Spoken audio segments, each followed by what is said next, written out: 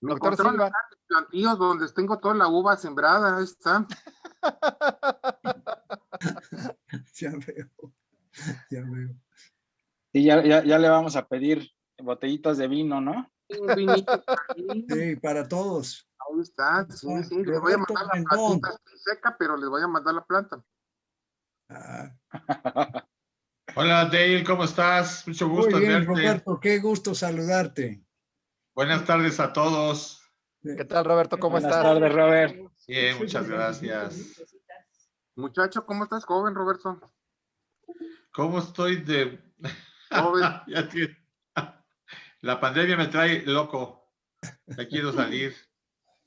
¿Cómo están todos? Qué gusto saludarlos, amigos. ¿Qué tal, Ligia Ligia? González Hola, los saluda Ligia. por acá. Buenas, ¿Cómo Ligia, están? ¿qué tal? ¿Qué ¿Qué tal? tal, Ligia? ¿Qué tal? Hola, ¿Qué Alicia. tal? ¿Cómo están? Dale, qué gusto. Igualmente, Ligia. Qué Mucho gustazo saludo. verte. Sí. Sí. Wow. Y a Además, todos los demás amigos. igualito. Dale está igualito. Igualito. Pasan los años y está igual Los siempre. años mejoran. Siga diciendo, siga No, diciendo. no. Espérame, no igualito.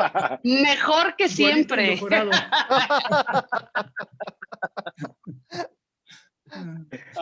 ¿Algún retrato que compraste por ahí, Dale? No, no, yo tengo una hija que siempre me pone la verdad y dice, cuando yo decía, mi pelo estuvo blanqueando, ella dice, no, papi, blanco, tu pelo es blanco, no está blanqueando, es blanco. Muy bien. Pues eso tiene solución. Hay cuestiones relacionadas con el pelo que la única opción es un peluquín. Pero no es tu caso, Dale, no es tu caso. No. Bien. Yo creo, Juan Carlos, que ya les damos ingreso. Perfecto. Ya están entrando todos, ¿eh? Sí, ya hay Ahora sí. mucha gente. Me encontraron con mi de estas. Ya estamos transmitiendo también en Facebook. Perfecto. Ahí está Adrián Martínez.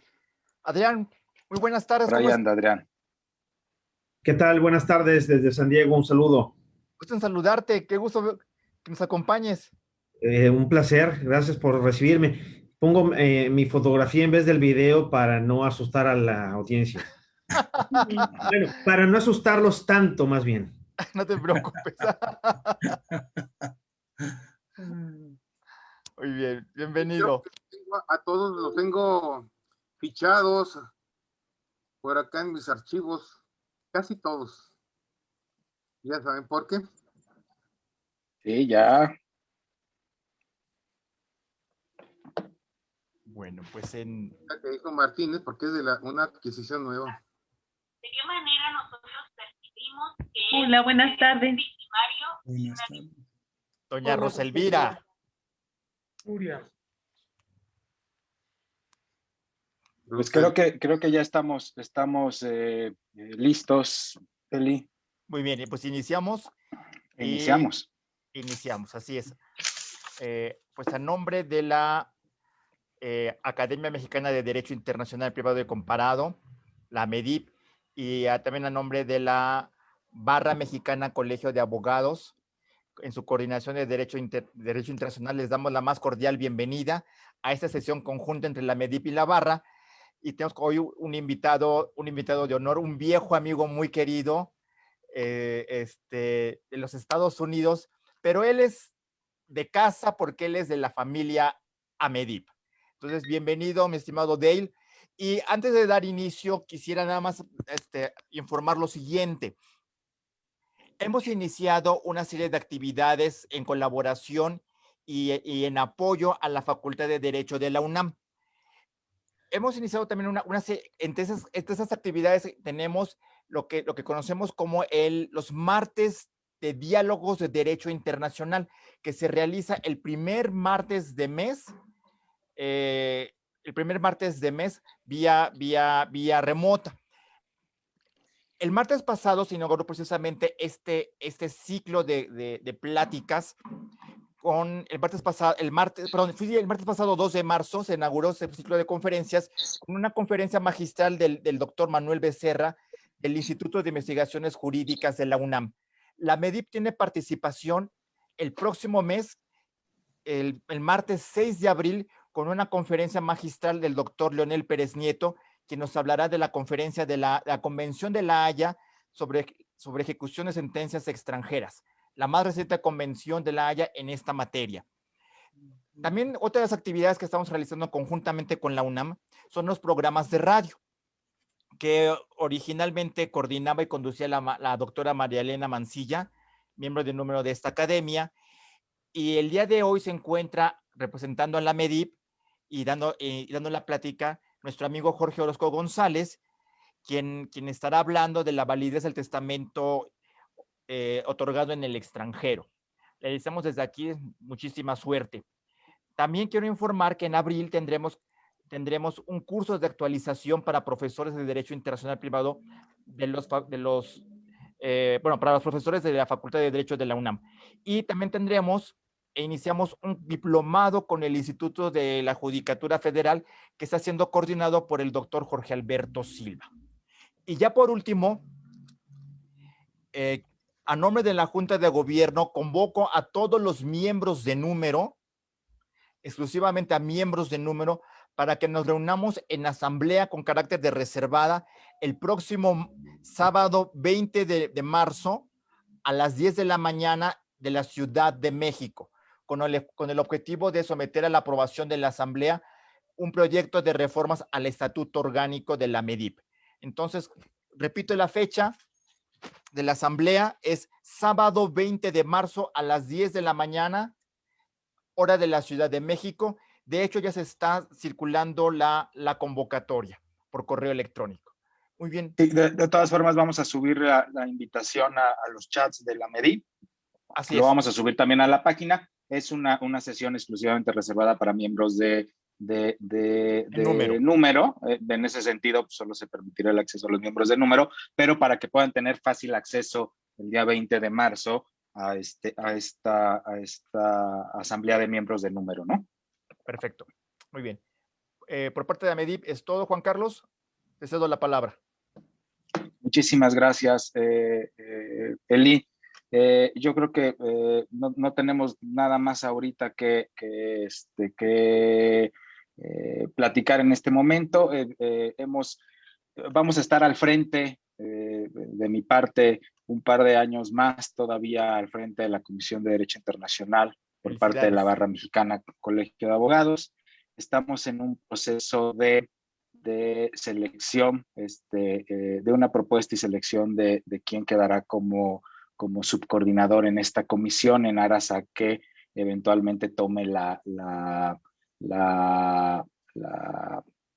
coordinación, ¿no? Entonces, normalmente estaremos proponiendo a alguien que tanto pertenezca a la barra como pertenezca a la MEDI para seguir fortaleciendo esta forma de trabajar en conjunto que nos ha resultado tan fructífera y que nos ha arrojado un sinnúmero de excelentes ponencias y enseñanzas antes de la pandemia y ahora en la pandemia, ¿no? La verdad es que recientemente, y por ahí lo estará comunicando Eli en nuestra próxima asamblea, cuando vemos los números de las sesiones que llevamos a partir de la pandemia, el número de asistentes, la verdad es que no nos resta sino felicitarnos a todos los que cada 15 días nos reunimos por acá, porque los números son sensacionales, la participación ha sido sensacional y los temas que se han tratado creo que han estado a la altura de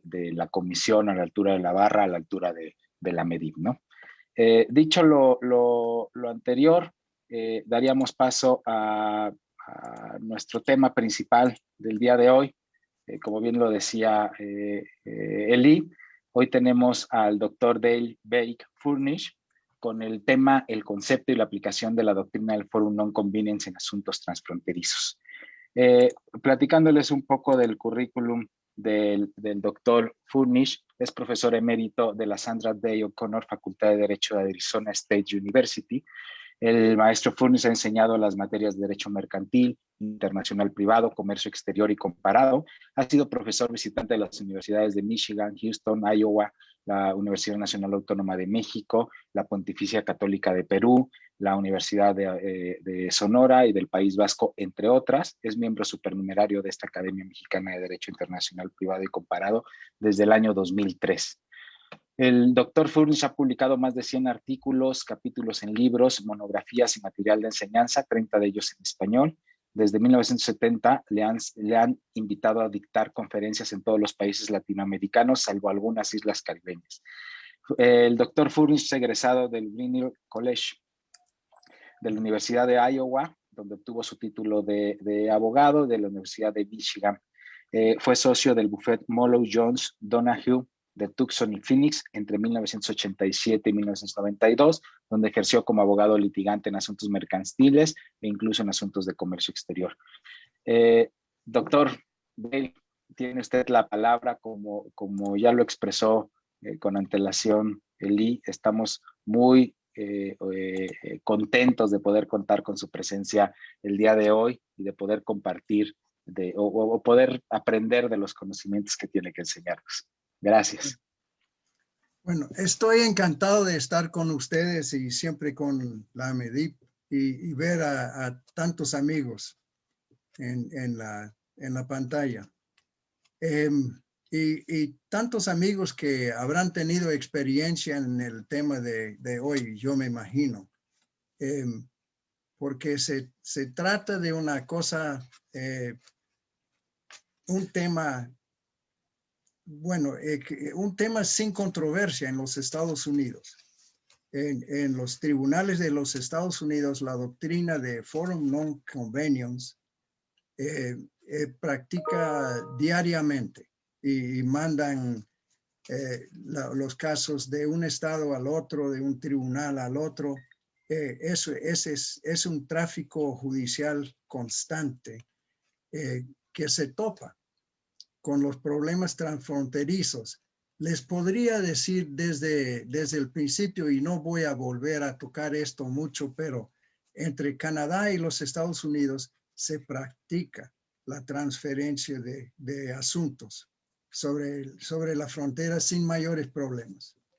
Los Estados Unidos aceptan casos canadienses y los canadienses aceptan casos estadounidenses. Empero, hay un problema sobre la frontera con México y les voy a plantear, hay muchos ejemplos típicos, pero creo que eso es un ejemplo típico que podría haber tocado a alguno de ustedes. Si una llanta rompe en la carretera en México, marca Goodyear o BF Goodrich, estas son compañías que tiene su domicilio en Ohio, donde hay fábricas y oficinas principales. Entonces, inclusive, los daños y prejuicios disponibles por cuestión de responsabilidad civil son más altos en los Estados Unidos. Entonces, viene la parte dañada a demandar en Ohio el domicilio de la compañía responsable y cuando lleguen al tribunal en Ohio, lo primero que va a decir el abogado del demandante pero señor juez, eso aquí se trata de un accidente que tuvo lugar en México. Deben ir a litigar en México. Por favor, transfiere el caso a un tribunal en México. Y el juez típico estadounidense dice, claro que sí, tiene razón. Todos los testigos, el idioma, el lugar, los informes policíacos, todas las pruebas están en México. Entonces, ¿por qué no pasar el asunto a México? Y ahí se topa con el problema de la jurisdicción y la competencia del tribunal mexicano. Y ustedes me podrían orientar, pero yo tengo entendido que mayormente los tribunales mexicanos rechazan y no aceptan la transferencia de estos casos porque dicen no somos competentes. Si el demandado tiene su compañía, es persona jurídica con domicilio en Ohio, no podemos aceptar el asunto aquí en México. Y yo quisiera plantear y definir un poco el criterio del estadounidense con el Forum Non-Convenience y el por qué tiene esta actitud. Y con la idea de que pudiera llegar a un entendimiento que facilitará los litigios transfronterizos. Entonces, no sé, pero de todos modos, yo vengo con la idea de explicarles a unos amigos mexicanos la idea de cuáles son los criterios de los Estados Unidos en esa doctrina. ¿Por qué insisten tanto en esa doctrina? El Forum Non-Convenience es una doctrina bien arraigada en el derecho estadounidense, aunque de desarrollo relativamente reciente. Despegó en serio en el año 1947 con unas sentencias de la Suprema Corte de los Estados Unidos.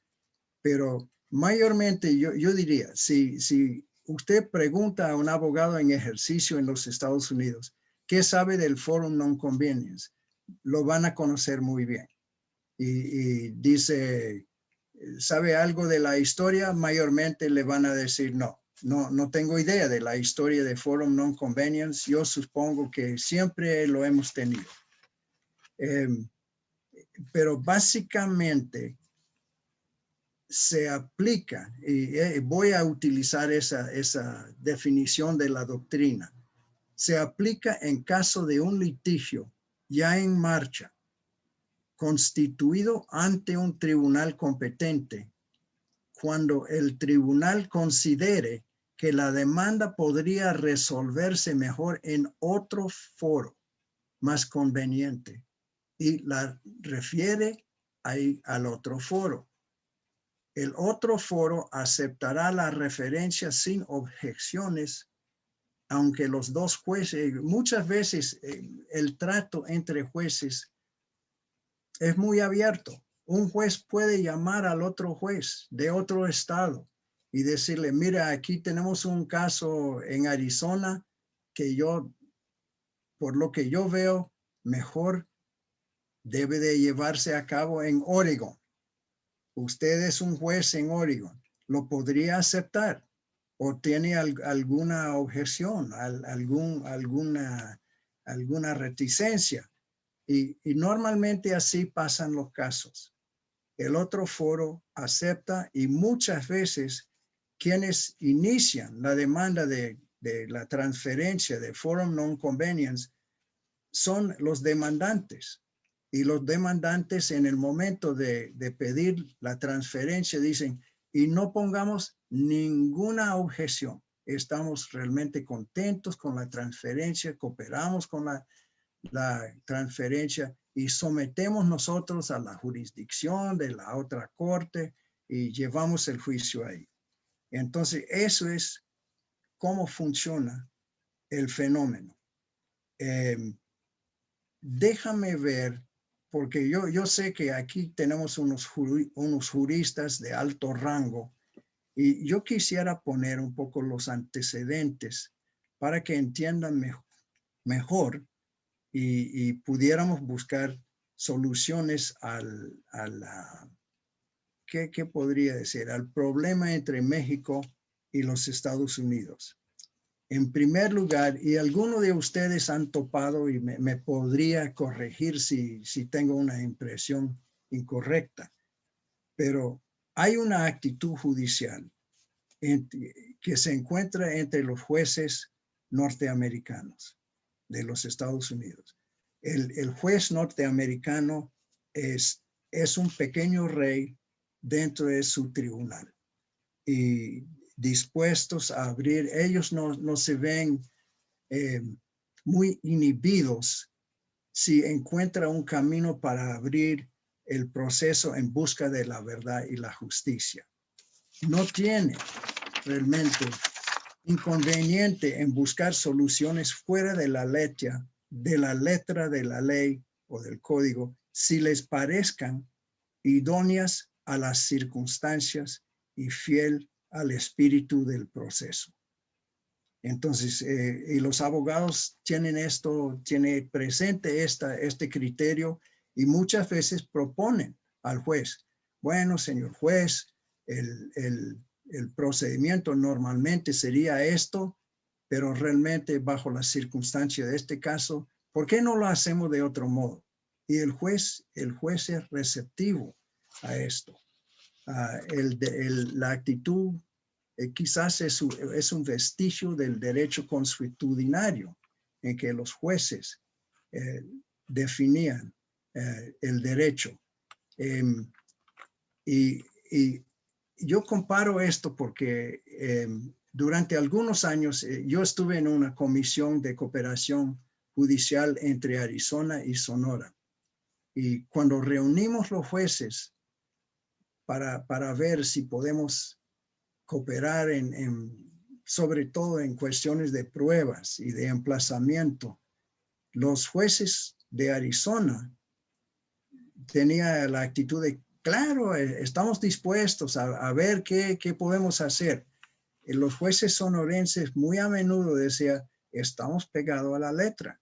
Hay ciertas cosas que sí podemos pensar y otras cosas que no. Y se truena la cooperación un poco en este punto de la actitud de los jueces. Es más, yo diría, y quizás algunos de ustedes han tenido esta experiencia, yo siempre digo, cuidado con los jueces bilingües, porque ellos hablan español, leen español, pero no son licenciados en derecho mexicano y no entienden el léxico. Entonces, si el caso típico es, si usted viene a hablar al juez norteamericano del emplazamiento, él diría, emplazamiento, ¿qué tiene que ver o qué cosa es emplazamiento? Entonces tiene que decirle service of process en inglés, servicio del proceso. Pero dice, pues, no tiene, ok, ya me orienté, ya entiendo que emplazamiento es servicio de proceso. Pero si este problema se magnifica durante todo el caso, el juez que dice, no, háblame en español, yo voy a entender, es que no entiende. Está hablando de asuntos jurídicos que él no domina el vocabulario. Después, entramos en esta jurisdicción, en la cuestión de jurisdicción o competencia del tribunal. Porque en los Estados Unidos, y algunos de ustedes yo sé que han estudiado en los Estados Unidos y se han topado con la cuestión de jurisdicción en los Estados Unidos, pero realmente el debido procedimiento como límite de la jurisdicción casi desapareció en los Estados Unidos. El procedimiento debido en cuanto a definir la jurisdicción. Bueno, quizás la mejor forma es de hablarles de la jurisprudencia que abrió el asunto. Había un caso de International Shoe en 1947. Y ojo, quizás estoy tratando más datos que quisieran saber, pero la Suprema Corte de los Estados Unidos ha sido un líder en el movimiento de lo cual de transformar el derecho estadounidense, y una parte de esa transformación es la aplicación de la doctrina de forum non conveniens. Empezaron con abrir la jurisdicción. El caso es de zapato internacional, International Shoe. Había una compañía con personalidad, con domicilio en Delaware. Es una sociedad anónima típicamente registrada en Delaware, pero sus oficinas principales estuvieron en San Luis, Missouri. Y para vender sus zapatos, mantuvieron un cuerpo de vendedores transitorios que iban a todos otros estados. Y en el estado de Washington tuvieron como una docena de estos vendedores transitorios. Entonces, el estado de Washington quiso imponer un impuesto contra la compañía por estar en Washington y desarrollándose en Washington. Entonces la compañía dice, pero no, o sea, no, aquí no hay jurisdicción porque estamos domiciliados en Delaware con el sitio mayor, el centro de operaciones mayor en San Luis, Missouri. Y solamente mantenemos unos vendedores en Washington. Entonces, ¿cómo van a poner un impuesto sobre la renta de esa compañía en Missouri o en Delaware? Eso llegó a la Suprema Corte. Y la Suprema Corte dio razón al estado de Washington para poner el impuesto. Dice que habían contactos mínimos, y esa es la frase, contactos mínimos suficientes para apoyar el impuesto. Y eso, bueno, una sola sentencia, pero abrió la puerta, porque después de esto, contactos mínimos vinieron a ser la frase del día. ¿Cuáles serán los contactos mínimos? Por ejemplo, en Arizona hay una serie de casos. Les voy a dar un ejemplo. Fabrican artículos de vidrio en Connecticut. O sea, no tiene ningún contacto con Arizona. No tiene ni vendedores en Arizona. Pero venden al por mayor de la fábrica en Connecticut a minoristas que venden al por detalle en Arizona. Y si alguno de estos productos de vidrio explosiona con daños a un ciudadano, ellos pueden demandar en Tribunal de Arizona contra la compañía en Connecticut. Y van a decir, bueno, pero con el producto mismo en Arizona es un contacto mínimo suficiente para sostener la jurisdicción del tribunal arizonense y llevar el demandado aquí a litigar. Peor todavía, quizás, y hay que tener presente lo que decía sobre la actitud del Poder Judicial y los jueces, porque nuevamente, es una medida subjetiva. Contactos mínimos.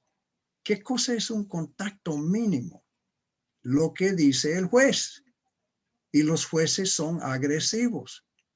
En el sistema norteamericano de los Estados Unidos, los jueces son agresivos. Si usted dice a un juez, pero señor juez, señorita juez, ¿no es difícil definir qué será un contacto mínimo?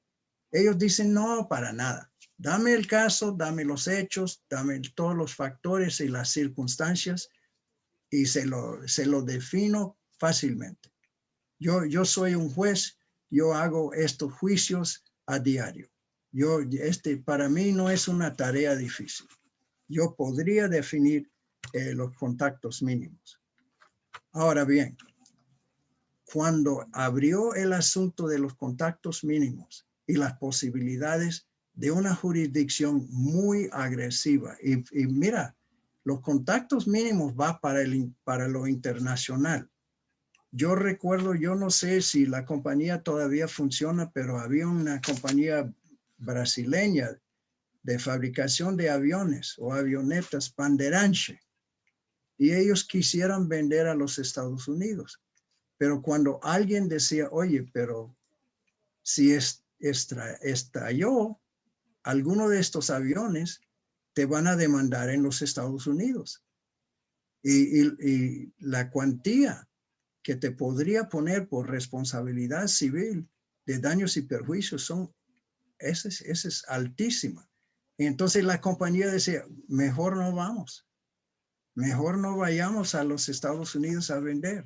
Sí, con este riesgo. Es más, cuando abrió la jurisdicción de los tribunales, los juristas empezaron a estudiar las implicaciones. Y yo recuerdo, porque era un colega mío en la Facultad de Derecho que tenía la idea del brazo largo. Decía, ok, está muy bien que tenemos una jurisdicción amplia, pero ¿cómo vamos a realizar los emplazamientos contra los demandados? Si demandamos en Arizona contra alguien en Nueva York, ¿cómo realizamos el emplazamiento? Y decía, bueno, correo normal, mándele una carta con la demanda y cítale por el tribunal. Y de esta manera salió con el brazo largo de la jurisdicción. Y eso se ha hecho hasta ahora. Eso también implica muchos problemas con México, porque el tribunal aquí, el demandante dice, no, yo mando una carta y adjunto la demanda, mando una carta a Guadalajara o a Veracruz o al Distrito Federal. Y así he emplazado el demandado. Y dice, no, pero este no está ajustado con el debido procedimiento de México, ni mucho menos. El emplazamiento es un asunto formal. No lo hace de esta manera.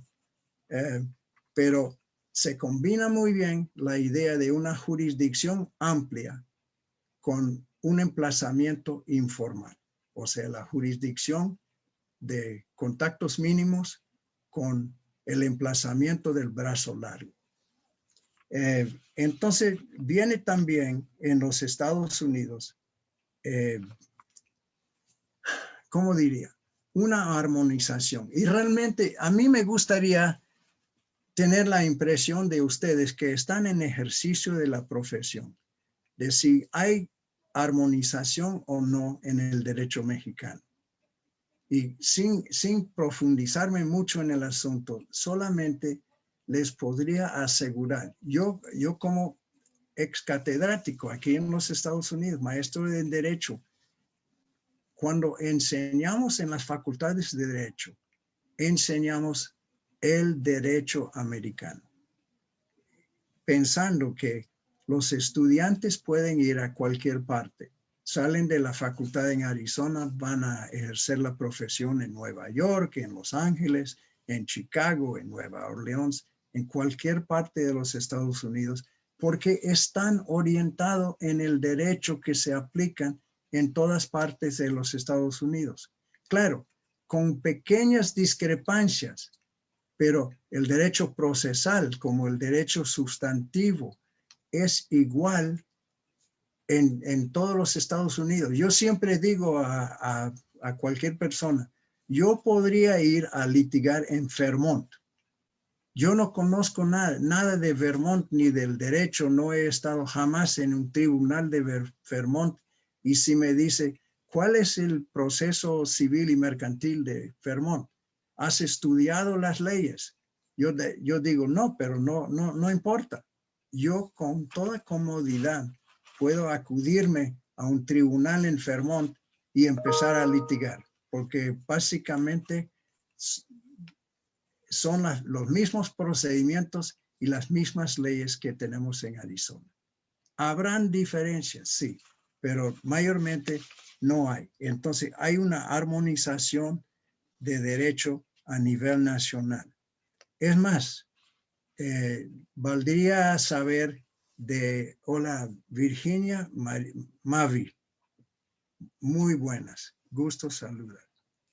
En los Estados Unidos, los procesos civiles y mercantiles y penales no son por código legislativo.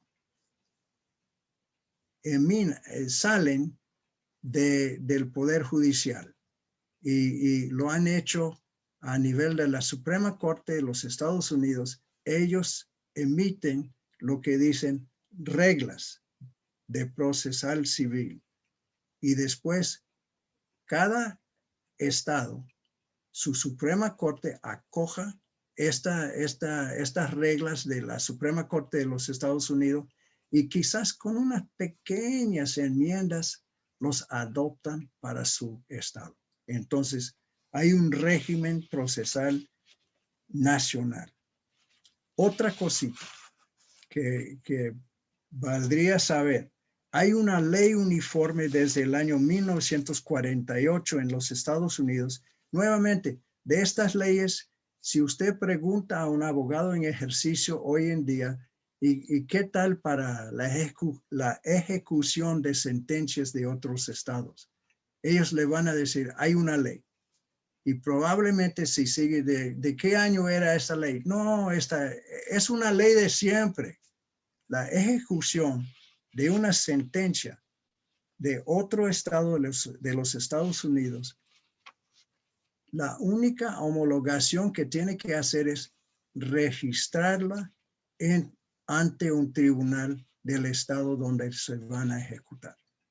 Si no hay otra cosa, si sale, es procedente de un estado, de cualquier otro estado de los Estados Unidos, entra automáticamente ante el tribunal de cualquier otro estado donde lo quisiera ejecutar. Eso a base de la garantía constitucional de pleno crédito y fe, plena fe y crédito para la sentencia de un estado en otro. Pero lo hace muy fácil de ejecutar. El problema es que no hay, cuando hay mucha cooperación entre estados para las sentencias eminentes de un tribunal, no hay el mismo respeto para las sentencias extranjeras. Y han tratado de hacer una ley uniforme sobre este asunto, pero hasta el momento no es posible. Y a mí, en lo personal, da pena. Debe de haber una forma, cuando menos, reconocer las sentencias procedentes de México. Es un estado vecino. Y podemos, qué sé yo, si las sentencias que salen de Tailandia, esa es otra cosa. Pero las sentencias mexicanas deben de tener entrada. Ahora, para completar el panorama, ustedes son los maestros de conflicto de leyes y el derecho internacional privado. También en los Estados Unidos tenemos una forma muy subjetiva de resolver los conflictos de leyes. Es análisis de intereses. ¿Qué son los análisis de intereses? Viene de ser la reivindicación de los intereses perseguidos por las leyes en conflicto. A ver si podría ilustrar. Muchas veces, un clásico de esto es la ley de invitados. Cuando se va en un carro con pasajero, el pasajero es invitado. Y la cuestión viene de ser si la póliza de seguro del dueño de carro que está manejando se extiende al pasajero. Algunos estados sí, algunos estados no. Entonces, el caso clásico es en un estado donde el seguro cubre también el pasajero. Si entabla un viaje en este estado y pasa por otro estado donde la ley dice el seguro no cubre el pasajero y tiene un accidente, hay un conflicto de leyes, ¿no? Porque el accidente ocurrió en un estado donde el pasajero no tiene cobertura por la póliza de seguro. pero si hace análisis de intereses, llegan a decir, bueno, el accidente tuvo lugar en este estado, pero a este estado le importa un bledo, porque el automóvil viene registrado en otro estado. La póliza de seguro se emite en otro estado. El pasajero como el chofer son residentes y domiciliados en el otro estado. Entonces aplicamos la ley del otro estado. No sé si me explico, pero nuevamente es un criterio subjetivo y los jueces de los Estados Unidos son muy cómodos con estos criterios subjetivos. Y el análisis de intereses es uno de estos. Ahora, a ver si podría explicarme, porque eso también quisiera saber cuál es la impresión de ustedes en México, si tiene la misma impresión. En cuanto a la armonización o la unificación de los Estados Unidos, hay un tipo americano o gringo. Y no sé si en México, si encuentra una persona de los Estados Unidos en el Distrito Federal, a lo mejor lo van a clasificar de, pues, un gringo. Y aunque él diga, bueno, pero yo soy de Alabama, y el otro dice, pero yo soy de California, y el otro de Minnesota, pero dicen, pues, todos son gringos, todos son tipos americanos, a pesar de las diferencias regionales, étnicos, raciales, pero vienen de ser un tipo gringo. Ahora, para los Estados Unidos, también, para nosotros hay un tipo mexicano. Y yo no sé si en México ustedes están de acuerdo que sí, pues hay un tipo, aunque sea de Guadalajara, tapatío, y viene al Distrito Federal, donde los chilangos, aún así es mexicano. Y la idea, el concepto, la imagen que crea esto para unificar la república y decir, pues, forum non conveniens. Los litigios se pueden llevar a cabo en cualquier parte y llegan a una resolución justa, equitativa y de verdad y justicia.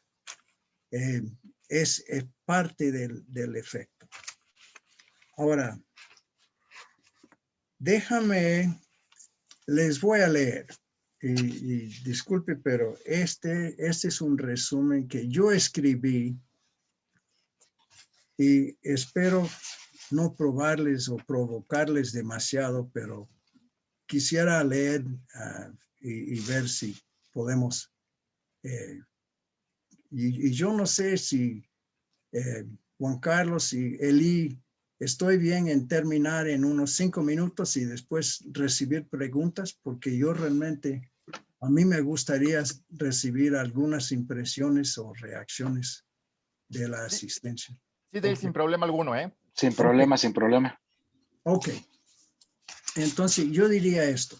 Cuando se suma la jurisdicción ampliada a base de los contactos mínimos al sistema armonizado en procedimientos civiles y en la ejecución de sentencias, se hace muy fácil traspasar los litigios de un tribunal a otro dentro del sistema.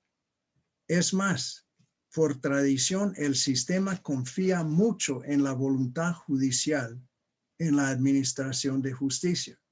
No vacila en dejar a los jueces decidir cuándo transferir un litigio a otro foro. El otro foro tiene que contar con la jurisdicción sobre las partes y la materia, eso sí, pero esa es cuestión muy fácil de cumplir. Pero en el sistema homogéneo estadounidense, estos requisitos no presentan mucha barrera. los otros tribunales con jurisdicción serán muchos y los procedimientos y el derecho sustantivo no varían mucho. Los demandados que alegan un forum non conveniens normalmente se declaran dispuestos a conformarse a la transferencia y no ponerla ningún obstáculo ni objeción. Cuando se suman las condiciones que se han acumulado en la unificación del sistema, es lógico incluir el forum non conveniens en el régimen interno de los Estados Unidos. Quizás no será inevitable la regla, pero en estas condiciones sirve bien en hacer el sistema más eficiente y mejor en la administración de justicia. En estas condiciones, los jueces se acostumbran a contar con un sistema integral de costa a costa, de frontera norteña a la frontera sureña. En estas condiciones prospera la doctrina del forum non conveniens. En el derecho de los Estados Unidos, el forum non conveniens es una regla, una doctrina jurisprudencial correcta y lógica, conformada a su contexto. La preocupación, mi inquietud es que ya estando en la frontera con México, se presentan muchos casos y yo sé que entre ustedes hay personas que han participado en estos casos en que el juez estadounidense dice, no, este caso hay que litigarlo en México, lo mandamos a México. Ahora, quizás una pregunta final. Yo entiendo que ustedes han tenido una convocatoria que yo quise asistir y no pude, sobre una convención de custodia de niños y que contiene un artículo, una cosa sobre forum non conveniens, y yo no sé cómo se refleja lo que he podido hablar hoy con esta posibilidad del convenio. Pero realmente me gustaría mucho tener reacciones de ustedes. Y les voy a contar una cosita más entre mi experiencia. En cuanto al conflicto de leyes, en los Estados Unidos es un asunto tan informal que lo normal cuando surge en un litigio, un conflicto de leyes, muchas veces las partes se ponen de acuerdo y muchas veces porque urge el juez está diciendo, ¿por qué no? Y decimos, mira, quizás debemos aplicar, qué sé yo, la ley de Illinois, pero mejor estando en Arizona, ¿por qué no nos pongamos de acuerdo en decir, la ley de Illinois es igual que la ley de Arizona? Y adelante. Ya no tenemos que gastar tiempo en resolver conflictos de leyes. Aunque, bueno, eso final. Yo no sé si provoqué ninguna pregunta, pero ojalá. Sí, ahí viene Manuel García Barragán. Profesor, ¿qué sucede en Estados Unidos cuando un juez, y yo viví esto hace muchos años, americano, manda precisamente por la doctrina aplicable de forum non conveniens, manda el caso a un juez mexicano y el juez mexicano considera que no tiene jurisdicción y se lo reenvía? ¿Qué hace el juez americano? Para mí hay una respuesta correcta. Lo que el juez americano debe de hacer es aceptar el caso y seguir adelante con el litigio. Frustrado el atento con forum non conveniens. Es que da pena, pero a veces los jueces americanos lo toman en contra de los demandantes. Si los demandantes habían pedido el forum non conveniens y la transferencia a México, pueden hasta decir, no, pero yo les voy a pronunciar una sentencia en rebeldía, porque ustedes pudieran haber llevado a México y no lo hicieron. O a veces es el demandante que, ¿sí? que quisiera. No, es que los jueces no entienden. Algunos sí. Y no, yo no sé cuál ha sido la experiencia de ustedes, pero yo he sido un perito en alguno de estos casos y es difícil explicar al juez norteamericano cómo no cabe el forum non conveniens para transferir el caso a México. Porque el juez podría decir, no, pero ¿cómo es esto? Ese no es verdad. Lo que ustedes están diciendo no es verdad. Los tribunales en México podrían aceptar el caso y no quieren. En ese caso que le comento, el juez de Miami volvió a reenviar a México y a través de un amparo logramos que el juez en México aceptara el caso porque habría una denegación de justicia en caso de no aceptarlo. Pero la reacción del juez americano cuando el juez mexicano le devuelve, le reenvía, es impredecible porque puede reaccionar en cualquier forma de acuerdo a lo que yo estudié en aquel momento. Sí, yo no, realmente, y lo que me llama la atención es que este es un caso que se ha producido lo suficiente que los jueces norteamericanos deben darse cuenta, deben pasar la voz. Y aún así sigue repitiendo el caso. Sí. Y mira el problema que tuvieran ustedes para acepten el caso en México, que tuvieron llevar un amparo y todo. No debe de ser tan difícil. Claro. Muchísimas gracias, profesor. Estaríamos pasándole la palabra ahí, precisamente Roberto Rendón, y después detrás de él pidió la palabra Carlos Gaguardo, ¿no? Adelante, Robert. Hola, Dale, muchas felicidades por tu exposición, como siempre, muy, muy clara. Yo quiero platicarte sobre una anécdota que pasó aquí en México y luego te quiero contar las experiencias que he tenido y a ver si llegamos a alguna conclusión por ahí. Fíjate que cuando yo daba clases, le sugerí a un estudiante que hiciera su tesis sobre el Forum Non Conveniens, porque no hay nada escrito en México. Y entonces esto es triste, porque dentro de todo esto es un concepto que cuando menos todos debemos de saber lo mínimo, ¿no? ¿Para qué sirve? Y normalmente lo que sirve aquí en México es cuando te contacta un despacho americano y te dice, oye, tengo un juicio acá, necesito que tú me apoyes como abogado mexicano para hacer una affidavit para un forum non convenience. Y entonces, esto tiene esta utilidad, pero en aquel entonces que yo estuve en ese examen profesional, los abogados que examinaron a este alumno lo trataron muy mal y lo que al final pasó es que cuando nos quedamos a deliberar, yo les llamé la atención sobre la relevancia de la institución, que no era como ellos pensaban, porque sirve.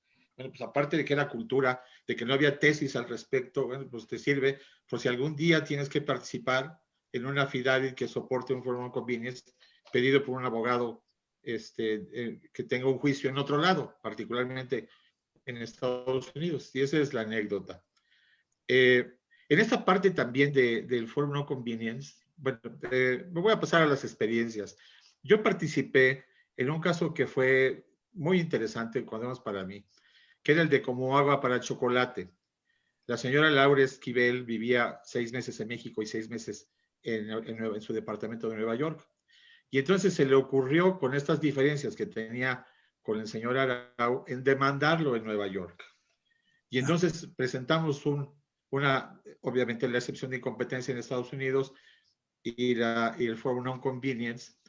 Y finalmente el juez de Nueva York determinó que el forum non conveniens era importante y que era procedente porque, primero, existía un juicio en México y existía todo un aparato de justicia que podía impartirla sin mayor prejuicio y sin mayor problema. Segundo, determinó que dada la cantidad de pruebas que se estaban anticipando, que eran básicamente testimoniales, documentales y demás, todas esas venían en español y que era una carga excesiva llevarla a los tribunales de Estados Unidos, imponiéndole a las partes la carga de traducirlas y en su caso los testigos llevarlos a Estados Unidos y además con un traductor, ¿no? Y bueno, se ganó ese asunto. La señora Laura Esquivel después presentó la misma acción en California y volvimos a presentar el Forum Non Convenience en California y lo volvimos a ganar, ¿no? Pero lo que más me gustaba de esas sentencias de los jueces era esas razones fundamentales del por qué no se deben de hacer cargo de asuntos, por ejemplo, de extranjeros, ¿no? Decir, bueno, ¿y qué gana Nueva York? Tú pagas impuestos en Nueva York, es cierto que tienes un domicilio en Nueva York, pero ¿qué gano? O sea, tú no pagas impuestos aquí y no ganamos nada como impartidor de justicia, entre otras muchas cosas, ¿no? Los otros casos en los que yo participé era en la época en que en México se robaban la mercancía en las carreteras y entonces mi cliente era la empresa APL y tenía juicios en Texas y entonces pues promovimos la excepción de Forum Non Convenience. El juez dijo, bueno, si el accidente ocurrió en Texas, en México, todas las pruebas están en México, todas las pruebas están en español, las indagaciones y demás, pues este asunto pertenece a México. Y en ese tiempo también, y aquí hay una parte importante del Forum Non Convenience, es que cuando se propone y se concede, los jueces que la conceden dicen, sí, pero cuando te demande en México, tú debes de renunciar a proponer la excepción de prescripción, porque si no estarías obrando de mala fe. Me propones el Forum Non Convenience esperando que pase la prescripción y cuando llegue a México le propones la prescripción. Entonces esa es otra cuestión. Luego, bueno, pues ha habido todos estos casos en donde ha habido accidentes de aviación en México, en donde las personas que son deudos de las víctimas se van a Estados Unidos a demandar porque piensan que van a tener una indemnización mucho más amplia, ¿no? Sí. Y en ese caso yo me acuerdo, yo participé en el juicio de Mexicana de 1987, donde se cayó un avión y la gente se había ido a Estados Unidos y bueno, en todo tiempo fracasó ese forum shopping, y no alcanzamos a proponer ninguna forum non convenience. Pero esto es de todos los días. Entonces, lo que yo quiero que invitarte es a que continuemos hablando de esto, que nos hables un poquito más del contenido de esas sentencias del Forum Non Convenience, que vayamos teniendo mayor difusión para ver si en algún momento podemos hacer algo como, no sé, algún capítulo dentro de nuestros códigos federal de procedimientos civiles o tal vez mandarle así como una pequeña convención de cómo resolver casos de Forum Non Convenience entre México y Estados Unidos, por decir algo, ¿no? Sí. Sí, no, mira, otra anécdota de un miembro del AMEDIP, sabiendo cómo era el Forum Non Convenience y todo, planteó una demanda en México a sabiendas que el tribunal lo va a rechazar por falta de jurisdicción. Resultó que se produjo. Entonces, cuando la demanda llegó a los Estados Unidos y salió el asunto de Forum Non Convenience, él podría decir, no, pero mira, ya pusimos la demanda en México. Y el tribunal mexicano decía, en absoluto, no tenemos jurisdicción, porque la demanda está en contra de un domiciliado en los Estados Unidos, donde estamos poniendo la demanda. Y si entiendo bien, el juez norteamericano lo que hizo al abogado mexicano era sancionarlo. Sí, ya sé a qué caso te refieres. Okay. O sea, increíble. Es una falta completa de entendimiento del sistema y las bases de la jurisdicción. Exacto, y yo creo que nosotros somos partícipes de este inentendimiento, este desencuentro, porque no hemos tratado este tema de forum non conveniens en forma más armónica y más profunda. Seguramente vamos a encontrar muchos elementos que nos son comunes y que permitirían que pudiéramos funcionar con más armonía, ¿no? En el caso de que mencionaba Manuel García Barragán, me llamó la atención porque si el forum non conveniens es una defensa que opone el demandado mexicano, o me imagino que era mexicano, que dijo que no se lleve el juicio en Miami, sino que se lleve en México, pues entonces pues debió de haber sostenido otra postura. O sea, ese caso valdría la pena analizarlo un poco más. Muchas gracias, Dale. No, encantado. Tiene la palabra en este orden es María Virginia Aguilar, que ya no sé si todavía nos está acompañando o no porque iba a tener que salir. Cari, apóyame porque ya no la veo. Después sí estoy. Sí estoy, hola. Después le pasaríamos la palabra a Luis Raúl Serrano, después de Vicky y después Ligia González, ¿no? Carlos Guavardi tenía algo que decir. Perdón. Antes de todo esto iba Carlos Guavardi. Discúlpenme. Te esperamos. Carlos, adelante. Hay que recordar que yo solamente soy un chico de extramuros. Y en la Ciudad de México hay esta situación tan particular que tanto y tan negativamente ha afectado a todo el país.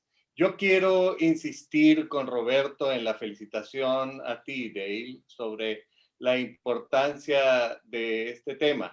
Y quiero apoyar la moción de Roberto en que es un tema que debe ser discutido. Si tú me lo permites, Eli, yo voy a través tuyo, mandar un estudio que Nuria me hizo favor de publicar y Mercedes de citar sobre la distinción entre jurisdicción, competencia y forum non conveniens, algo que se publicó hace más de 10 años en el Instituto de Investigaciones Jurídicas, y las personas que estén interesadas, pues a través tuyo. Y yo a ti, Roberto, con todo gusto te lo mando. Creo que las cosas en México lentamente, pero están cambiando. México se ha vuelto muy receptivo a su propia historia, se ha vuelto muy receptivo a las instituciones del common law. Justamente la reforma judicial publicada hoy es un ejemplo a la mexicana, con muchos errores y todo, pero sucede.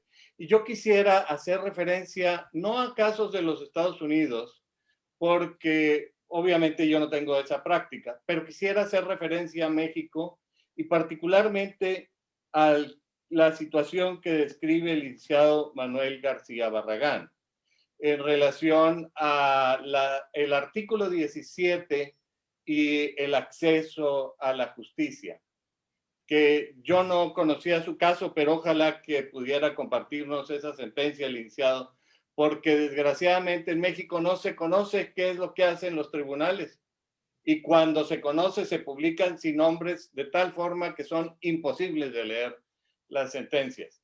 Pero hay un caso reciente incluso resuelto en estos días, que es Richter contra Google, en donde el tribunal, que es un tribunal de la Ciudad de México, toma muchas posiciones, no basándose en la filosofía y en los principios del derecho americano, pero haciendo lo mismo, porque al final los jueces razonan como jueces.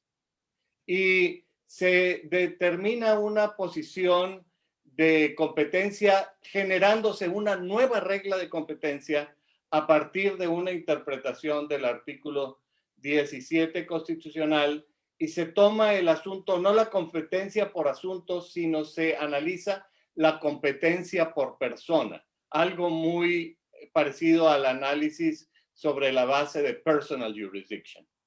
Que por cierto, aquí esquizofrénicamente hay una casi fusión entre los conceptos de jurisdicción y competencia cuando no son iguales, y eventualmente esto se podría ver así en este caso de Richter contra Google, en donde además se fija una especie de long arm statute, porque se reconoce la jurisdicción de los tribunales mexicanos sobre Google Inc., no Google la mexicana, que esta es una shield company, una compañía que se establece precisamente para bloquear la jurisdicción de los tribunales mexicanos, y que eventualmente se reconoce la jurisdicción de los tribunales mexicanos a partir de las acciones de negocios que lleva a cabo Google Inc. aquí en México a través de la red. Entonces yo creo que esto es indispensable. Creo que México en más de una ocasión ha perdido la posibilidad de desarrollar una sana doctrina de forum non convenience simplemente por la ignorancia de la institución, lo que dice Roberto. Entonces, yo creo que, desde luego, que yo no quiero dar una mini conferencia, pero me parece que lo que dice Roberto es importantísimo. Hay que trabajar sobre este tema, hay que escribir sobre este tema, y también hay que ayudar a la judicatura instruyéndola, aunque ellos tienen la ventaja de que muchos abogados que de manera reciente se han incorporado al Poder Judicial son ya educados también en los Estados Unidos. Y digo, México se reencuentra con su historia porque Rabasa y otros ya habían estudiado en los Estados Unidos. Vallarta incorpora en muchos sentidos el habeas corpus americano al amparo mexicano. Me parece que son cosas importantes que están sucediendo y pueden ayudarnos mucho. Muchas gracias y felicitaciones nuevamente. Una pregunta a Carlos, si me permite. Carlos, ¿cómo emplazaron a Google para este juicio en México? Con toda la rigidez mexicana. Porque en este sentido, lo que tú señalas sobre el due process, que para nosotros son las importantísimas garantías del 14 y 16, sí existe, en México sí existe el concepto de due process, como existe en los Estados Unidos, pero desde el punto de vista, la palabra existe, pero desde el punto de vista del contenido sustantivo y procesal que hay debajo de ese nombre, es tan distinto que estamos hablando chino y filipino. Imposible entendernos. ¿Me permites nada más, Taylor? Lo que sucede es que en donde están las oficinas de Google, está el letrero enorme, ¿no? Y entonces llegaban los abogados y decían, oigan, vengo a emplazar a Google. Y decían, pues aquí no es. Y entonces los jueces reconocieron pues que eso era algo que no correspondía, y finalmente permitieron y validaron ese emplazamiento ahí. Eso es lo que yo alcanzo a entender. Yo tengo, no es exactamente así. Yo tengo un artículo escrito sobre esto, también con mucho gusto te lo mando, y emplazaron a Google México, que es una SDRL, y que sí la emplazaron así como tú dices, al director general de Google, que era un argentino que obviamente estaba sometido por razón del territorio a la competencia de los tribunales de la Ciudad de México, pero Google Inc., la compañía californiana, tiene su domicilio fuera y se probó, y además en todas las páginas lo anuncia, hasta se llama One Google Drive. ahí donde tiene sus oficinas. Entonces el emplazamiento sí se hizo a través de cartas rogatorias y todo esto. Y yo he mantenido mucho contacto con Richter, que es el abogado, porque si no buscas a los autores de la noticia en México, imposible conocer sentencias. Y bueno, esto te digo que es importante. No te puedo compartir yo la sentencia porque es privada de Richter, pero si Richter me autoriza, pues te la mando igual, ¿verdad? O si tú a lo mejor lo conoces, pues se la puedes pedir directamente. Bueno, pero finalmente está contestada la pregunta de Dale. Correcto.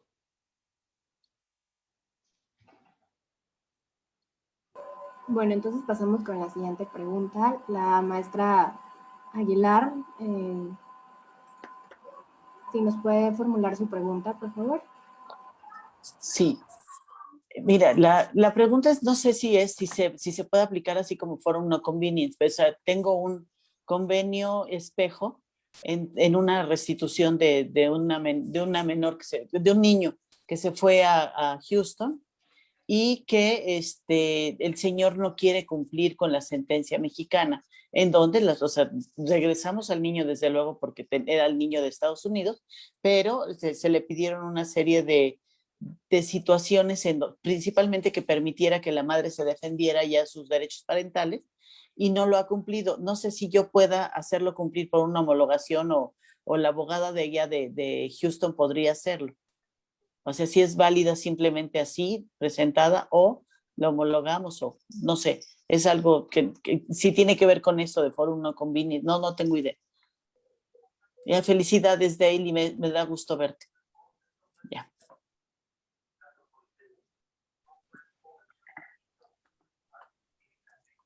Uy, creo que perdimos a Dale. Oh, bueno, ni modo. ¿María? Sí. Hola, habla Adrián Martínez. Yo ejerzo aquí en California. Hola, Adrián, ¿cómo estás? Gusto en saludarte. Un gusto. Desconozco las leyes domésticas de Texas, pero si el asunto se tuviera que llevar en California, existe una ley doméstica para el registro, una especie de homologación de órdenes de custodia provenientes del extranjero.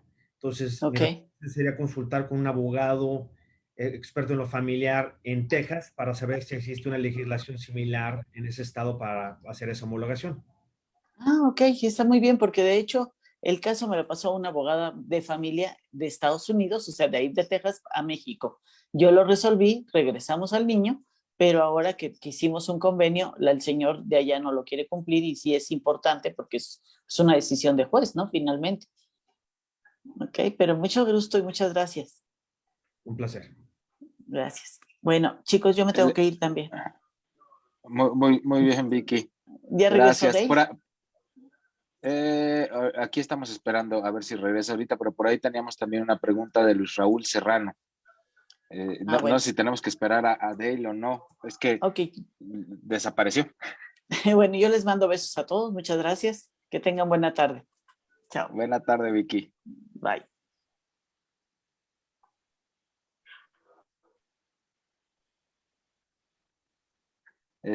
No sé si Luis Raúl quiere hacer uso del micrófono en lo que llega Dale, o Ligia también también tenía Mercedes. Creo que son las 3 personas que nos hacían falta, ¿no, Cari? Yo sí lo puedo platicar anecdótico, pero tiene primero Luis Raúl el derecho. Sí, Raúl. Yo creo que la pregunta que iba a hacer un poco está en lo que Adrián acaba de mencionar respecto a la ejecución, o sea, la homologación de una sentencia de cualquier país latino en realidad en los Estados Unidos, ¿no? Entonces eso es algo muy, no sé, algo complicado de pronto. Y no es mi plática, no voy a quitarle la oportunidad al doctor de contestar preguntas, pero mi experiencia como abogado en California es que no existe un tratado en el cual Estados Unidos sea parte para el reconocimiento y ejecución de sentencias. Aunque sí lo existe, por ejemplo, para el reconocimiento y ejecución del laudos arbitrales. Pero ya llegó aquí el experto y nos va a contestar tu pregunta, Raúl. Sí, no sé, ¿lo esperamos o...? ¿Por qué no la vuelves a plantear? Y no sé si tu pregunta en general es si existe, ¿cómo se puede reconocer una sentencia emitida en el extranjero en los Estados Unidos? Claro, sí, porque yo no me estaba refiriendo a un tratado. Es claro que un tratado no existe, sí. Pero lo que sí me refería yo era de las leyes internas americanas. No tienen un procedimiento exequatur como tienen nuestros países, ¿no? Nuestros países tienen un procedimiento exequatur. Por ejemplo, California específicamente tiene una ley estatal que reconoce para su ejecución las sentencias de dinero, de un monto de dinero específicamente. Y tiene, en otras palabras, en mi opinión, tendrías que observar la legislación local del estado en donde vas a buscar ejecutar esa sentencia. Perdón, Adrián, ¿tienen un proceso aparte? O sea, ¿eso que me has dicho que hay en California implica un procedimiento o es el reconocimiento muy simple? No, en el caso de California, el estatuto, el código, la sección del código se llama reconocimiento de sentencias de dinero provenientes del extranjero. Lo estoy traduciendo literalmente. Y lo que dice es que, lo que dice esa ley es que el demandante, la actora, tendrá que presentar una petición ante el tribunal competente dentro del estado para que se reconozca, primero se reconozca esa sentencia de dinero extranjera y una vez emplazado el demandado, podrá el demandado interponer defensas respecto a la petición de reconocimiento. Entonces, es una especie de juicio solamente respecto al reconocimiento para posteriormente la ejecución de la sentencia. No se exige la cosa juzgada, todo el procedimiento que haya pasado por... Definitivamente, digamos, algunas de las defensas que establece el Código de Procedimientos Civiles de California es que, uno, el tribunal extranjero haya tenido competencia sobre la materia y competencia sobre las partes antes de emitir la sentencia. Que no haya habido una cláusula de selección de foro a través del cual las partes hayan previamente elegido un foro distinto al cual emitió la sentencia. Que se le haya respetado el derecho del debido proceso, del cual estaba hablando Carlos. Que la sentencia no se ha emitido en una situación de fraude procesal. Entonces, vi una lista de defensas, 10 defensas, que el tribunal deberá considerar en caso de que la demandada, la que se está oponiendo al registro de esa sentencia extranjera, las haga valer. El tribunal no las analiza de mutuo propio, su esponte, sino le corresponde a la demandada decir, por estas razones que señala específicamente el Código de California, no debía reconocerse esta sentencia. Hay un juicio respecto a si alguna de esas defensas tiene validez o no, y si ninguna de esas defensas tiene validez, entonces se reconoce la sentencia extranjera en California y se pueden utilizar todos los mecanismos para su ejecución como si hubiera sido una sentencia emitida por un tribunal en California. Y en cuanto a las medidas cautelares expedidas en un país extranjero o las medidas autosatisfactivas, que también las hay, ¿es posible ejecutarlas o hablamos de procesos completos? En California no. Perdón que sea tan puntual, pero es donde ejerzo y es donde conozco las leyes. En California no. Entonces, si se emite una medida cautelar en México en un proceso, la traigo aquí ante el tribunal, no la voy a poder ejecutar como tal. Podría yo tal vez iniciar una acción auxiliar para evitar un daño irreparable de emergencia, pero no basándome en una medida cautelar emitida por un tribunal extranjero. Y le doy la palabra a nuestro invitado. Bueno, es que yo iba a comentar, es que California está entre los pocos estados que hay una ley uniforme para la sentencia extranjero en dinero. Y Arizona no lo ha promulgado, no lo ha resistido. California es entre los pocos estados que lo tiene, pero es un comentario triste que en estos estados, por ejemplo, como usted menciona, siempre hay defensas como el fraude u otras defensas. Y lo primero que hacen es poner muchas defensas. La defensa de fraude es una defensa favorecida. Estos que han sufrido la sentencia en su contra vienen a decir, no, pero esta sentencia es el resultado de fraude. Como todos sabemos que los tribunales en México son muy corrompidos, o en Bolivia o cualquier parte. Yo les consta que si hay tribunales corrompidos, estarán en Chicago, Illinois, por ejemplo, o Newark, New Jersey. Pero lo primero que hacen es venir con estas defensas que muchas veces no prosperan, pero ponen obstáculos que la corte tiene que ya empezar con un proceso engorroso, con peritos, con affidavits, con testigos, y se complica mucho a grado tal de que si la sentencia no está por encima de $100,000, no vale la pena porque se va a gastar esa cuantía en ejecutarla. Profesor y otro comentario pequeño, pero cuando yo y otros abogados en Arizona llevamos esa iniciativa con el comité de la barra, el comité sobre internacional privado, y decía, debemos o promulgar esta ley uniforme o una ley mejor para permitir a las sentencias mexicanas entrar, porque hay muchas. Y había una contingencia en ese comité de abogados en ejercicio internacional que decía, no queremos esta ley, no queremos simplificarle el procedimiento, sino queremos complicar el asunto porque nos favorece. No queremos que vengan las sentencias mexicanas a ejecutar aquí. No, triste comentario, pero la verdad. Bien, por cuestión de tiempo, perdón, Raúl, por cuestión de tiempo le damos la palabra a la maestra Alicia González, que también estaba... Yo simplemente una cosa muy breve, que es el tema que él mencionó, el propio, muy, muy cortito, es el profesor Dave, saludo de Perú, mucho gusto. Usted mencionó que un abogado mexicano fue al tribunal mexicano y le dijeron que no, para resumir, y fue a Estados Unidos y le demostró al juez que ya había ido al tribunal mexicano y lo sancionaron.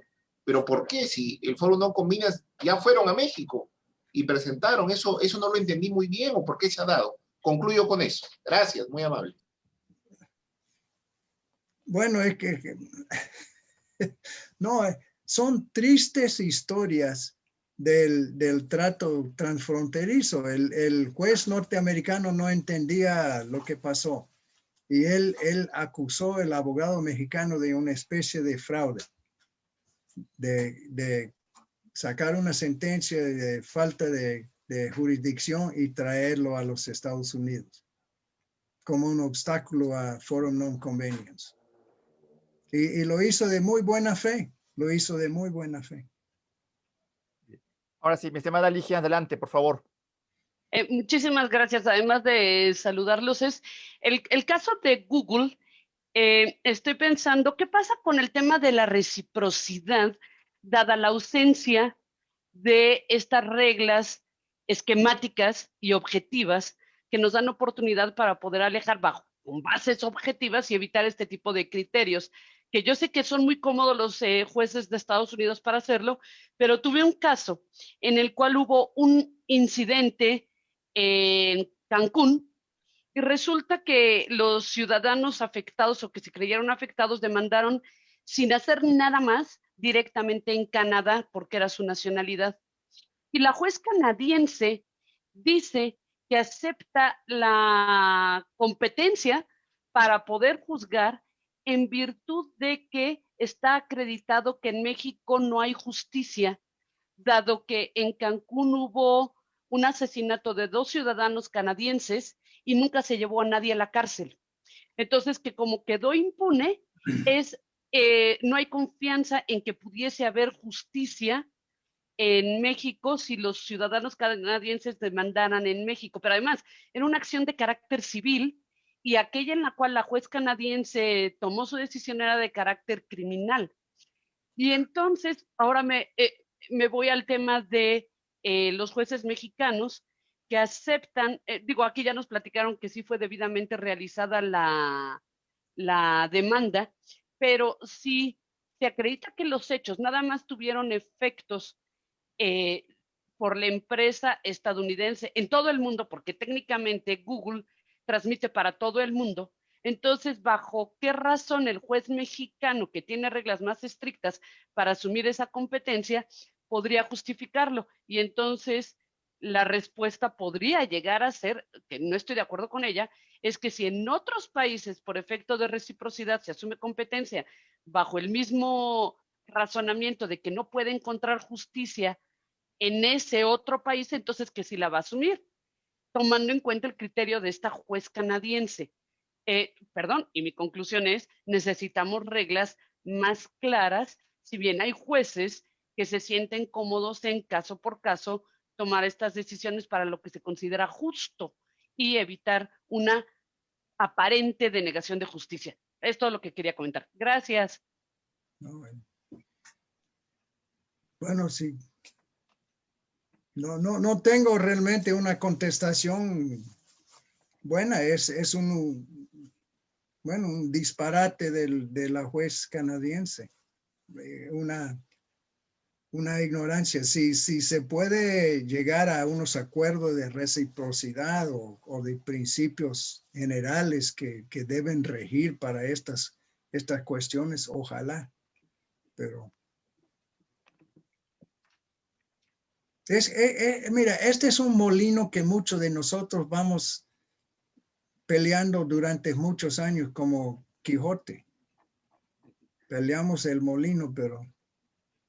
Profesor, ¿y no también tendrá que ver, dependiendo el estado, la sociedad del estado que resuelva ese tipo de controversias? Por ejemplo, es común que en California se haga valer esa defensa de que hubo fraude y demás, o que México es corrupto, y en mi experiencia limitada, los tribunales en California, sobre todo aquí en el sur, en Los Ángeles, en San Diego, en Riverside y demás, no compran esos argumentos. Inclusive,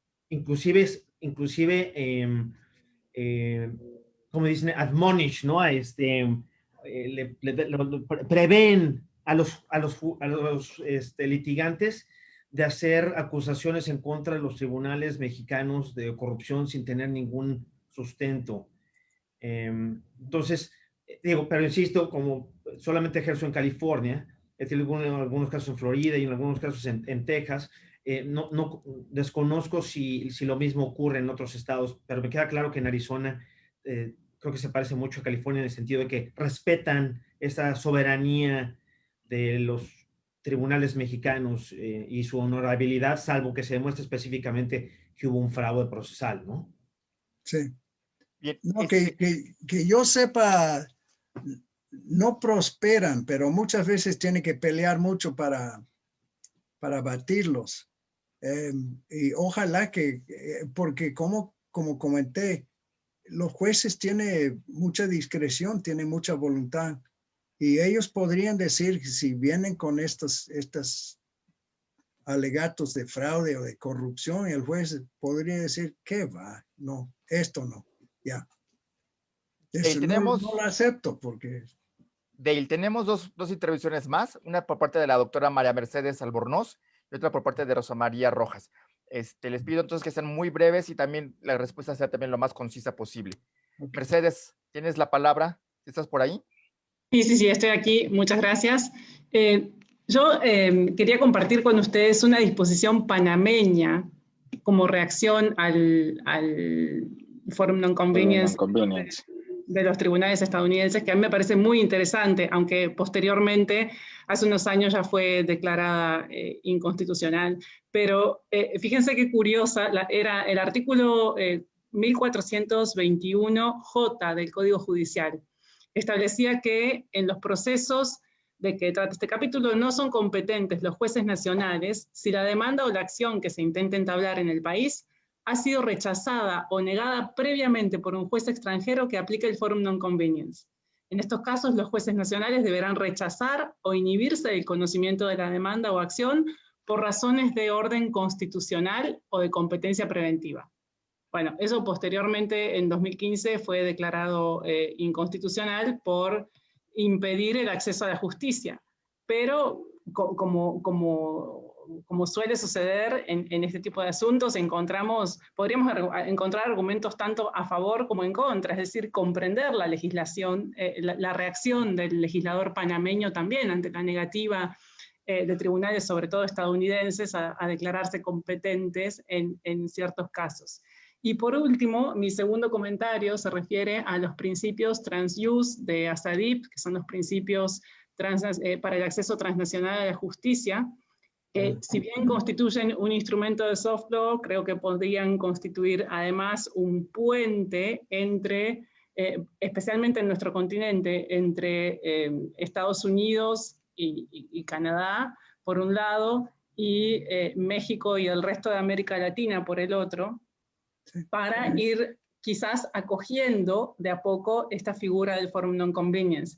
Está retomada en el artículo, está establecida en el artículo 3.9 de los principios, y en honor a la brevedad no voy a referirme específicamente al texto establecido allí, simplemente les voy a dejar el link en el chat, y me gustaría que los tuviéramos en cuenta también al hablar de este tipo de temas, porque si bien son un instrumento de soft law, deberían ser tomados en cuenta como para ir guiando las futuras discusiones, especialmente en nuestra región. Al menos esa es mi opinión. Muchísimas gracias, Dale. Me pareció muy interesante la presentación que hizo el día de hoy. No, a todo lo que dice la licenciada Albornoz, solo puedo decir amén, amén, y ojalá que prospere estas iniciativas, ¿no? Valdría señalar que lo que nos señaló Manuel Barragán, porque él puso un camino efectivo en este. O sea, no es un forum non-convenient, pero cumple con el mismo efecto. Y le cedemos la palabra a Rosa María Rojas. Adelante, Rosa María. Muchas gracias, Eli.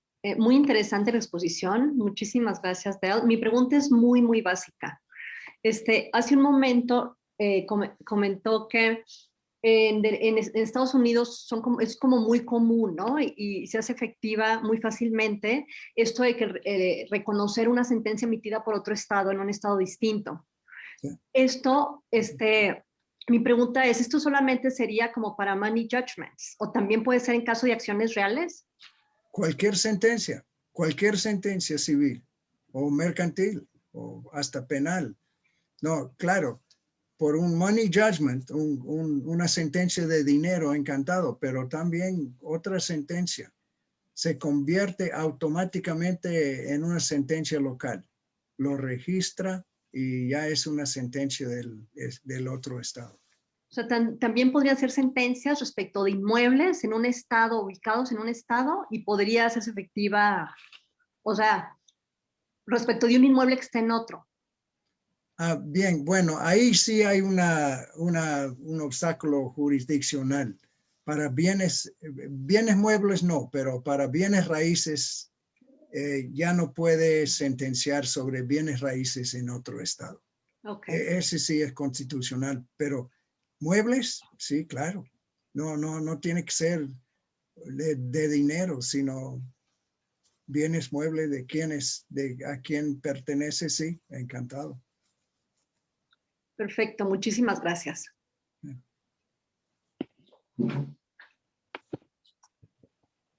Pues bien, yo creo que ya damos por terminada nuestra sesión. Con esto estaríamos dando por terminada.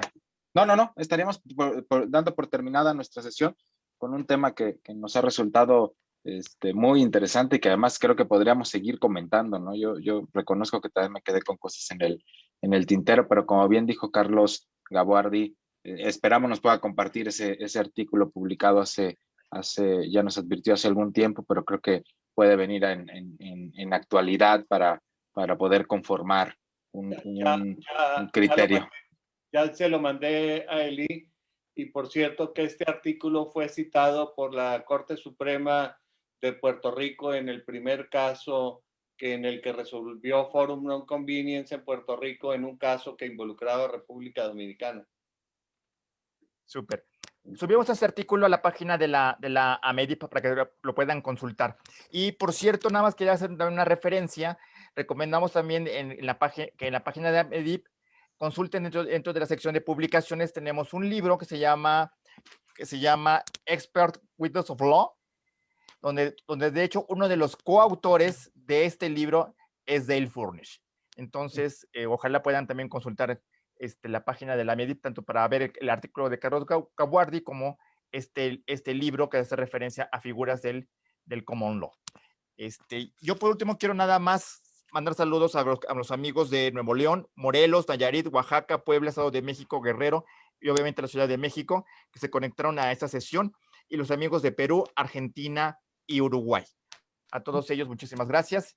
Y también a ustedes, a todos, gracias por su tiempo, gracias por su confianza, gracias por conectarse con nosotros. Y nos estaremos viendo en 15 días para nuestra sesión quincenal de la AMEDIP. De la segunda quincena del mes. Así es.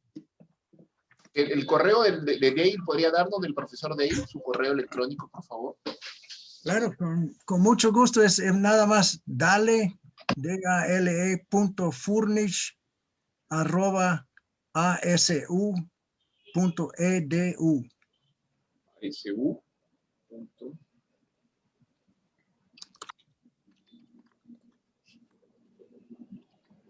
Y Luis Raúl Serrano es peruano, ¿no? El peruano, sí. Sí, Uf, yo tengo un montón de amigos en el Perú. Sí, sí. Ahí nació mi primera hija. Oh, justo. Muy bien. Muchas gracias, Dale. Un abrazote. Me recuerda el doctor Silva que mañana tenemos una sesión con la Universidad Autónoma de Ciudad Juárez, donde estará desde Ciudad Juárez, donde estará hablándonos la doctora Loreta Ortiz Alf. Doctor Silva, ¿está por ahí? Para que nos pueda recordar la hora de la Ciudad de México. Creo que se nos fue. Bueno. No me he ido. Lo que pasa es que creo que andaba en la pesca. Pero por ahí tiene hay que ver ahí la página, la nota de, ¿cómo se llama? De esta cosa que tiene el WhatsApp. Y ahí aparece el horario, porque estaba originalmente a las 10 de la mañana. Creo que se cambió a las 12, si mal no recuerdo, Eli. Sí, hubo un cambio ahí. También para entrar. Aquí viene que se cambió a las 13 horas de la Ciudad de México. Así es. Pues si tienes ahí el www para entrar, pues ahí te lo encargo de favor, para que entre, porque no lo tengo aquí a la mano. Sí, estaba de origen a las 12, pero será a las 13 horas de Ciudad de México y se titula Régimen Internacional de Protección de las Personas en Contexto de Movilidad, de la doctora Loreta Ortiz Alf. Muy bien. Pues entonces mañana nos estaremos viendo por allá en Ciudad Juárez, y nuevamente a todos muchísimas gracias. Un placer saludarlos y convivir con ustedes. Muchísimas gracias, que tengan muy buena tarde. Muchas gracias. Gracias. Bien encantado por aquí. Gracias, Dale, nuevamente por tu participación. Excelente, y ha generado muchos comentarios. Mucho interés. Felices de verte y escucharte. Gracias, Eli, gracias a mí, gracias a todos por el esfuerzo. Gracias, saludos. Gracias. Gracias, que lo pasen muy bien. Todos. Que vaya bien, Dale. Gracias, Dale. Saludos, Dale. Nayarit. Nos vemos la próxima. Ok, ahí nos veremos. Bien. Hasta luego, muchas gracias.